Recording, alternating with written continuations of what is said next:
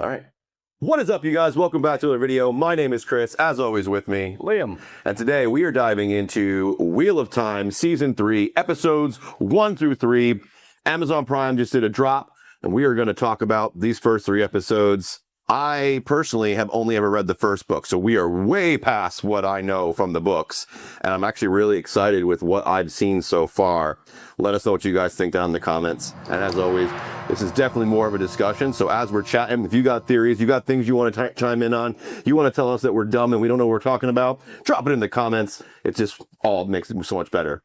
And we are about to hit 25,000 subscribers. So if you have not already subscribed, go ahead and do so. Hit that notification bell so you never miss a single episode. If you're already subscribed, thank you.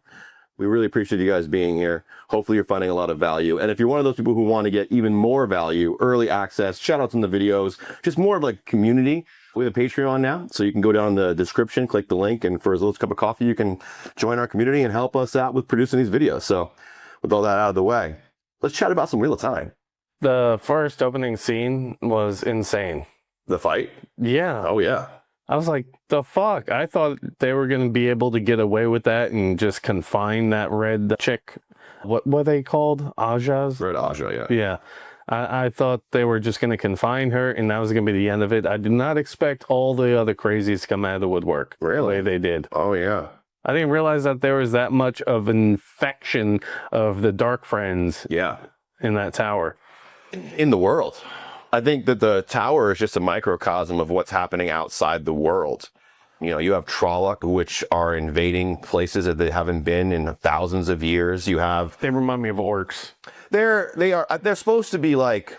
They're cannon fodder, right? Like they're the lowest level troop.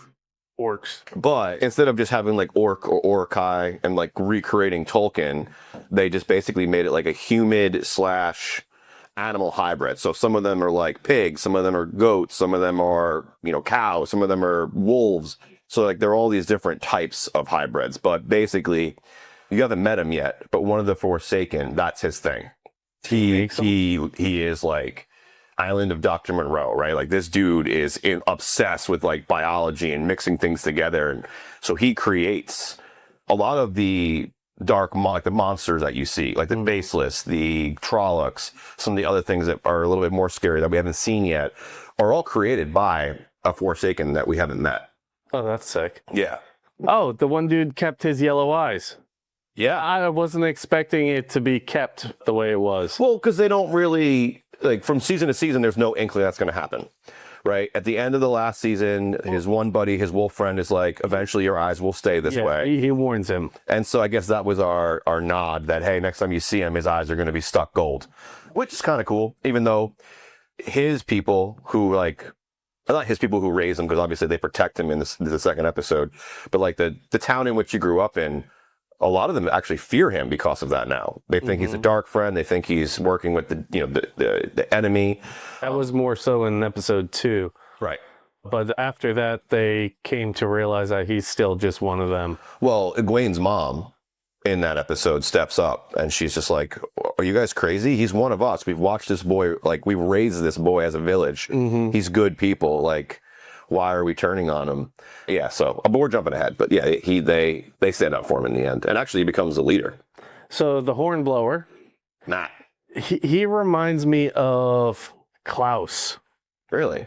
Yeah. Okay. Do you know which Klaus? Yeah, Umbrella Academy. Yeah. You're just talking about... That's the vibe I get from him. Yeah. And did they change actors? Because Barb pointed that out. From season 1 to season 2, they change actors, and it's the same actor now in season 3. Yeah, because Barb pointed out, she's like, why does his face look so different? Yeah. They changed him out in season 2. So I'm glad you had me watch this series, because I'm definitely loving this world. So this to me is like the epitome of world, like, so for me, Tolkienverse, the Duneverse, even Star Wars, like all of these universes that have these in this really, really rich lore and like world building, and like it's so like massive that your brain can't even comprehend it at first, right? Like that kind of thing, where, you know, some of the greats, like I mentioned earlier, Tolkien and being one of them, have created these massive universes that we like just in their heads, and they put them in paper, and now we get to enjoy them. And one of the ones that has been around a very long time that I read when I was little was Eye of the World, Wheel of Time. And so I'm really excited to like actually see this being portrayed. So I'm all in. Obviously, it's like fantasy, world building, lore. I'm in. I'm definitely enjoying the world building and the fantasy aspect. Feels like we're barely scratching the surface and we're in season 3. There's a lot that we're skipping over. That's the problem. Is it? Yeah. So I've only read the first book, Eye of the World, and that's basically just season 1 of what we've seen on Prime. Did they do a good job? They're doing a decent job of bringing it over, but this is a 15 book. I don't even know what you would call it. Anthology? I don't know. Like the whole thing spans 15 books. So it's like a huge saga. Okay. And so right now, I think we're like speed running through it. It's kind of the issue. I don't know. I think we're going at a good pace. I like it. For the viewer, they're doing a good job, but I also feel like there are definitely things that we are missing. Okay. So, Lanfear. Yeah, she's my favorite. I like her. I do, but I'm torn. I think she truly wants to be good. Yes, I don't think she's actually... I think at one point, her story is like the tragic lover, right? She fell in love. That love brought her over to the dark side. She lost that love, and now she's forever, in this perpetual, like, brokenheartedness. But the love she had is now reborn, right? So inside of Rand, who is now the dragon. The original dragon was her love, blah, blah, blah. So all this stuff. So now she has a reason to, like, live again and love again and, like, be herself again. Mm-hmm. And so I do believe that everything she's saying to Rand about wanting to break her oaths and be with him and all of that, she's being serious. Like, she really does believe all that and would turn her back on the Dark One to be with him. Well, she did to the Forsaken that she kind of helped kill.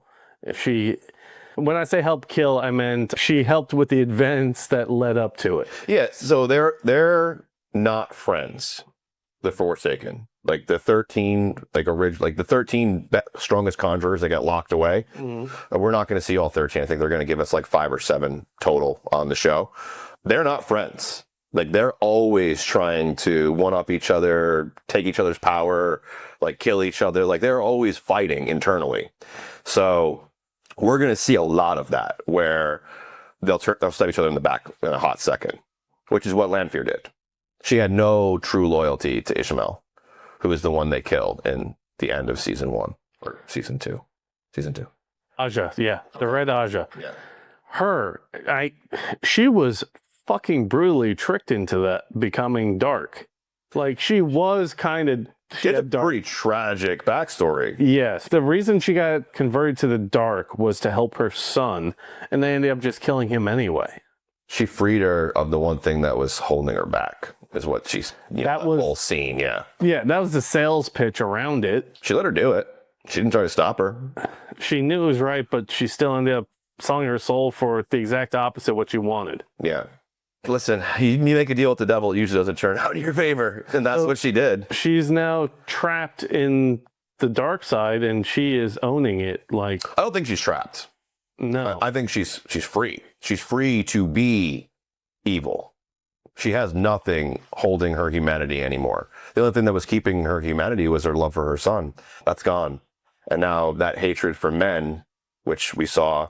I mean, not for nothing, the dude she killed in episode 3 kind of deserved it, but you're going to see, like, that true... And that's the thing for the Red Aja. Like, they don't take warders, and their whole, like, mission in life is to kill men who conjure. Or to not kill them, but to capture them and strip them of it, which is even worse than death. Men-haters club. Yeah, they are. They are men-haters. Many, like, will go out of their way to make a man's life miserable, right? And so you're going to see an unleashed version of that even more so now because she's full black. But the dude that I keep thinking of is Klaus. He, with the horn blowing and all that. Yeah, the horn blower. Yeah. He is basking in his one triumph that he was able to do with the horn. Ever since we've met him, that's like, he's just been the attention-seeking, gambling drunk, like that's who he is. Mm-hmm. He, like, you have seen from season 1 to season 3, like a huge growth arc from him. Yes. However, and he's always been a victim of his circumstances because he had to be the parent when he didn't need to be the parent, which in the book, I don't remember it being anything like that. Let me know in the comments, guys. Have you also read the first book? Well, no spoilers from the new, like the later books and like what's happening now, please. Don't ruin it for anybody who's watching. However, in book 1, I don't remember Matt's parents being degenerates at all. Like, I don't remember that. Like that whole thing, I think, is new for the show to give him more of like a backstory and more of a sense of like humanity. But I'm not sure. Let me know. I'll have to go back and reread. But he's an interesting character for sure. And I was a little like not subtly, but slightly disappointed in how little growth they're giving him so far. Right? He blew the horn and he's just been trapped in the White Tower trying to figure his shit out ever since. So like I'm waiting for. He's blaming the one woman too. Min. Yes. Who set him up. Yeah. She did set him up. She did, but she also kind of like reneged at the last second. She cares about him, yes. And so she did ultimately try to save him, yeah.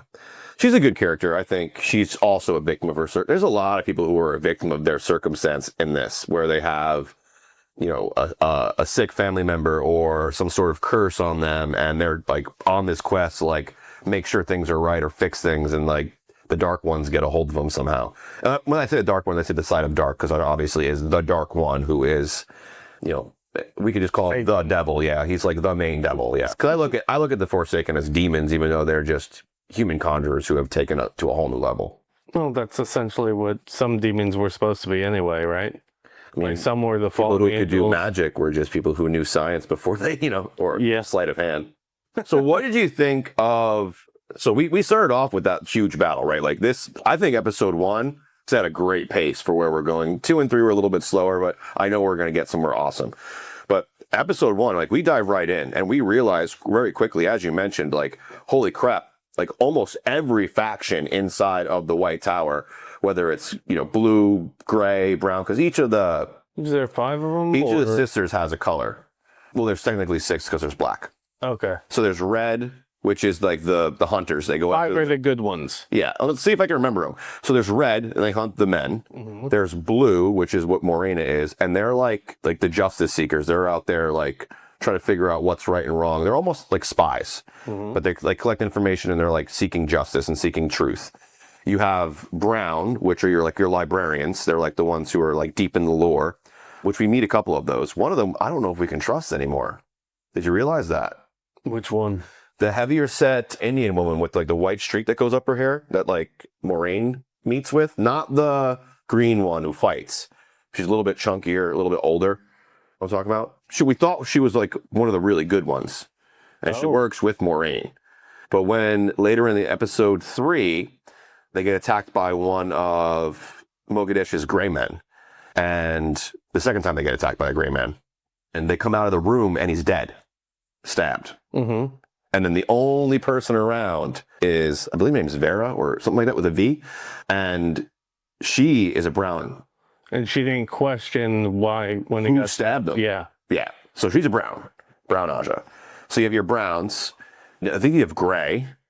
But wouldn't the stabbing of the gray man be good? Yeah. So what would be bad? The fact that she is holding secrets and hiding something. Why was she up in the tower? Why was she even there? There's like, you know, there was a lot of questions around that. Well, it's in a world right now that they're thrown into where you don't know who you can trust anyway. Right. So I mean, mouth shut. A lot of that could be dismissed direct too. Mm-hmm. She is supposed to be one of the most trusted people in the inner circle right now. And now we don't know if we can trust her.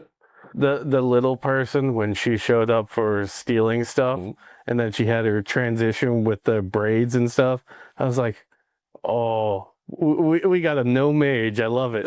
I know that sounds so bad, but that was the first thought was EverQuest in World of Warcraft, like the gnome characters. Did you saw the secret levels, right? Yeah. The Dungeons and Dragons first episode. Mm-hmm. They had a gnome mage, like a sorcerer. Yeah. And very much like that's why I thought of those when I saw her. I was like, oh, she's gonna be a fun character. And then like 2 minutes later, she's evil. It's like, oh fuck. Well, yeah, and she serves an amazing, like a really good, like significant purpose for the evil team, right? She is the one who understands the lore, understands the history, She's the one who gets them access to the weapons vaults, and now the weapons that they have like all the most powerful magical weapons and artifacts that were in the White Tower. They have those now, including the brace that's supposed to control a man. So it can control a conjurer. They don't have the neck piece that they need that can actually control the Adam, which is the man, which is what they're looking for now. They have the bracelet. They have the piece that can like actually control it. They just don't have the other piece of it yet. So the chick being sold off was also they could introduce this bracelet and necklace thing, probably, right? I mean, it definitely allows us to understand that there are people out there who do not look at magic users as highly as the people over in the wetlands do. Because Tar Valor, which is where the White Tower is in the part of this world called the wetlands. And that is kind of like its own, they have like their own customs and stuff like that. Like it's very different than other parts of the world. Like the Aiel, which are like desert people? Right, which is like smack dab in the middle of everything is the Aiel wasteland. I get the Dune vibes from them. Yeah, I mean, they're desert dwellers. They, Tatooine type of like, we figured it out. We know how to live in the desert. Dune, yeah, those guys. Arrakis. They're interesting and really cool. They feel very Amazonian with the way that they are with men and the warrior women type thing. Well, they have warrior men too, but their women will fight and be like, there's no like gender roles. Women are just as fierce and just as badass as the men inside of those tribes. More not so Viking stuff. Very Viking, yeah, where the women would fight right alongside the men. That's, yeah. Awesome. Shield maidens. Love that shit. No, I think it's like right now for me, like it's almost like Rand and the Drek. So like, there's like several different plots happening at the same time. We have the fall of the White Tower, which was episode 1, which, we see that there's way more blacks than we thought. So that the Dark One's fingers are way deeper into the world than we ever thought possible. So all these Black Ajas show up. Big battle goes down, which was awesome. Really cool fight. Let us know if you guys enjoyed that fight. The princess impresses me. Yeah, we'll get to her in a second. Okay. So this whole big fight goes down. They actually get away. Not only do they get away with the strongest artifacts. So now we have one arc, which is how is the White Tower going to, 1, repair itself and stay secure, and then 2, also fight against this new mounting force. We have Rand, who is officially the Dragon Reborn. Now we have, which his arc kind of takes like a back burner in the first 3 episodes. We get some of his dream sequences with Lanfear. I keep wanting to call her Celine because that's what we get introduced to her as. But they go to her, Celine's Inn, as we'll call it, a lot in his dreams. And then ultimately it's just little bits of him walking to the Aiel wasteland. Somebody else can dreamwalk now too. Yeah, dreamwalking is not Lanfear specific. She's just of the Forsaken. She is the most powerful at it. But there are many who can do it. Well, the first Forsaken that we were introduced to, yes. Yeah. He was very good at it too. Yeah. He was the strongest of all the Forsaken. Oh. Yeah. There's like a power hierarchy of how they like rank out. That's why he was pulled out first. It's why I don't think he like ever really got locked away. Like he escaped and hid. And like that's how he was able to keep doing his thing for so long. I thought he was released when Rand went to go stop the Dark One. Okay, so he was locked in place in a prison. Yes. He wasn't sealed away. So like the rest of them were like sealed in stone, could not move, like locked away in another dimension almost, you could think of it, where they couldn't even use their power. They were just gone. Where Ishmael was like locked in a prison, but solitary. Right, but he was still conscious and able to do what he needed to do. Like he was still able to go into your dreams and bring you to him. The other ones were just like incapacitated for a while. If that makes sense. Gotcha. All right, but the princess. I thought she was this naive, dumb little character that was just going to be absolutely atrocious from the beginning. And she does start that way. But I thought that's what they were just going to have her be. And now she is like the biggest member of the team with them, right? She's like, rah, rah, let's go. Fuck you, mommy. I don't want to be queen right now. I need to do this right so that I can become the queen that I need to be later. Yeah. No, her arc's been great. She has some of the best character growth in these first 3 episodes, and honestly in season 2 too. Once she really becomes friends with Egwene, and they become like, really tight. Like I think they'd be almost like roommates, even though they don't share a room, I don't think. No. But anyway. Once they become really tight, she's like officially a member of the crew, and then she fights at the end of season 2 with them. And the royal family has been invaded by one of the Forsaken. Yes. Which... The Charmer. Yes, that's his thing. So he has master of compulsion. Like, he can make you, like, weave a thought into your mind and make you believe it. Right? So he's very good at that. That's his thing. Almost like the world's greatest bard. I like to look at it. Like, whatever he says, that his tongue is so silver, you just believe it. Okay, I could see that. That's kind of cool. And they all, like, some of their abilities are awesome. Like, the Moghedien who can create the gray men, she's like a human spider. She is creepy as shit. She's a spider. She puts people up in webs. She pulls their souls. Like, she's very spiderous. Like very, very spider-like. Yeah, not a fan of her. And then you have the other one who is like a war general, Samael. You get to get a real brief glimpse of him when they're having like that little council in the dark. Yeah, he doesn't seem too bright though. He's like your berserker, like your I'll break things. I'm not smart, but I'll pick it up. I pick things up and put them down. No, he's like, if I could think of anything, he'd be like Drax, God of War. I thought Drax. Like not Kratos, but like an Ares, where it's like bloodlust over all else. Okay. Like it doesn't matter. Like it doesn't have to be smart. Although he is very strategic. He is a war general, and has served the Dark Lord as like a general for a long time. So what do you think of Egwene's dreamwalking? I know I asked a little bit about the... Dreamwalk or arc sequence? Because those are two different things. Well, I guess you can kind of combine the two because the dreamwalking is now part of the arc. No, because arcs... So the arc is magic. And that is like you facing your worst... I thought you meant character arc. No. I'm talking about the so...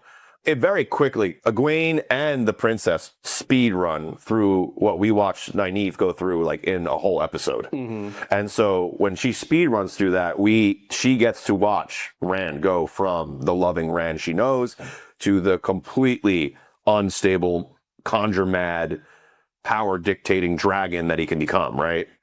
And so she goes through, just like Nynaeve did in all hers, like her worst nightmares. Like, this is what my life could have been. Like, married to Lan with a beautiful child, but realizing that's not actually my life. And having to leave that behind, even though it felt real. Like, that kind of stuff. She is suffering from that. And then, on top of that, she has Lanfear fucking with her dreams. So she's a mess right now. Like, a mess. Hard to sleep. Doesn't, like, can't feel safe. Like, her brain's messing with her. What do you, like... Do you think that what do you think of that? I think she's suffering greatly from like PTSD, like horribly, because she was prisoner too. Yeah.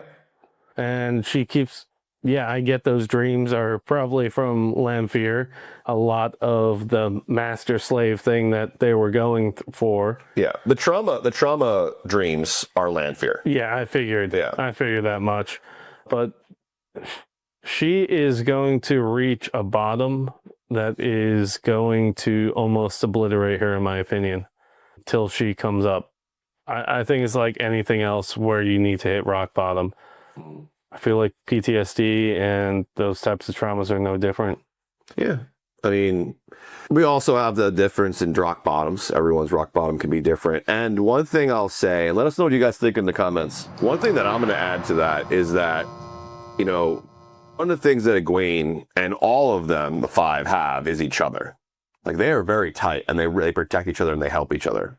And I think that although Egwene is dealing with, prisoner trauma, abuse, the arches, now Lanfear messing with her dreams, her love and her connection to the people around her is ultimately going to save her.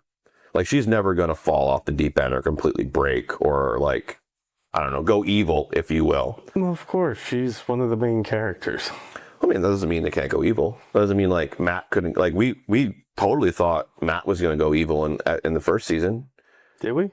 He gets obsessed with that dagger. He leaves his friends behind. He goes on his own quest. Like, there's a lot that leads you to believe that Matt is turning evil in season 1. But season 2, his friends save him. So I believe that the same thing will happen with Egwene, or any of them as they start to fall into despair. Including Rand, when he starts to lose himself. Yeah. Well, they're going to find some magical thing to save him. I have a feeling he's going to remove the curse, right? So back in the day, men and women both had magic. And they use them together. Like, if you read the book, all of this is laid out very, very clearly. None of it is laid out in the actual season. So it's very, iffy for someone who's just watched the series to understand.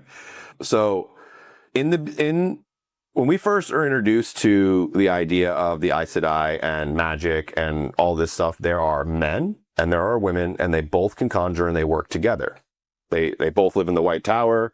The dragon himself is one of them. Like, it's all working together. What ends up happening is the dragon wants to. There's a college. To see, it goes even deeper. There's a college. They open a hole in the dimension to get more power. The dimension they open the hole into is actually the Dark One's dimension. They open it up just enough so that he can not come into our our reality, but he can influence it. And so that's when they start turning the Forsaken, doing all of this stuff. Anyway, long story short. So in the beginning, they had both of them going together. When all of that happens and the Dark One releases his influence, they decide, hey, we have to stop him. Let's work together and go in there and we'll attack him and we'll contain him. We'll do this together and we'll make sure he's gone. Mm-hmm. The women, one of the women, very predominant woman, creates a completely different faction to go against him and basically says, hey, this is a really bad idea. Let's not support him. And instead, let's just build another prison on top of his existing prison and we'll contain him that way. That plan falls to shit because all the magical items they're going to need to do that get taken. The whole city gets taken. So the magical items are gone. So now the only plan that works is his, but they're still not going to support him. So he goes by himself. Him and almost all of the male Aes Sedai go to fight the Dark One. They win. They beat the Dark One. They seal away the Forsaken. They do all this stuff. But because only the male's magic, because it works like a yin and yang, you'll see a lot of yin and yang in the Wheel of Time. Mm-hmm. The male's magic was the only magic the Dark One had access to. And so because there was no counter magic to help, he was able to corrupt that magic, which is why any male conjurer will go mad. So it's like a revenge curse. The Dark One curse. Men locked me away, so yeah. Men will always forever go crazy if they use it. I say all of this to say, I think that the thing that will save Rand is him revisiting that battle with the Dark One, but actually having the support of the females this time, rewriting the curse and basically bringing things back to the way they were. So season 20. I hope it runs that long. That'd be awesome. That'd be really awesome. But yeah, we getting back to where we were. We have the Forsaken in with the Queen, who I thought was just this evil bitch, but she really wasn't. It was just an act for everyone else to see. But when she talks to the leader of them, Moraine's girlfriend type thing. The Armland chair? Yeah. The Armland chair is what I was... That's what the leader of the White Tower is called. Yeah, that's what I was trying to figure out in my brain, the name of that. But they have this little banter back and forth, and they're all friendly. And it's like, I just got played up. And I thought that was really cool. But their house is invaded by the Dark Forsaken, the Silver-Tongued one we were talking about before. And that was a whole big piece of this. I'm wondering, when is he going to be found out and that they can destroy? Are they going to destroy him? They don't have anything that can destroy him right now. And is Lanfear going to help them realize that he's doing this? I think right now, Lanfear thinks that she's at least working in cahoots with him. Mm-hmm. She doesn't realize that he's working with her enemy. So will he end up getting killed? Probably. Do they currently have a weapon that can kill him? No. Because they need either a heron blade or that one special blade that Rand refused to go get. That eventually, will be able to conquer the Dark One and all of that. But so right now, I think that they're in a place. Well, I don't think they can even discover him yet. No, but Lanfear knows. Yeah, but Lanfear is more concerned with Rand than anything else. She has no designs in the White Tower. Okay. I was just thinking that she might offer that up as a way to prove that she's, hey, I'm helping you guys, that kind of thing, and she's going to help them one by one knock out the other Forsaken. You will see them turn on each other. I know that for a fact, because that's just who they are. With the way that Lanfear is playing out, I don't know if that would benefit her. What? So who is she going to tell? Because the only person that matters, the only trust that she needs, the only one she wants on her side is Rand. Yeah. Through Rand, proxy has everyone else. Yeah, but he's in the Aiel wasteland. Yeah. She can still talk to him. But what's he? Yeah, that's the thing is, what is talking to the dragon in the Aiel wasteland going to do to help the White Tower in Tar Valon? Let them know that the Forsaken are there. It's just to give them a better idea of where all the Forsaken are, like intelligence. Just because you have the intelligence and can't act down in that moment doesn't mean it's not valuable to have. Yeah, but giving information without... That's what I'm saying. Like, yeah, to be able to give that information would be valuable to maybe Rand. I don't know. But she's not going to benefit from letting him know. So I don't know. I'm struggling with that being a good plan for her. I can't see why it wouldn't help her. It's proving more and more that she's helping him. And that she's against the Dark Friends. We'll see. Okay. So Egwene starts having a different set of dreams about a lone woman in the waste.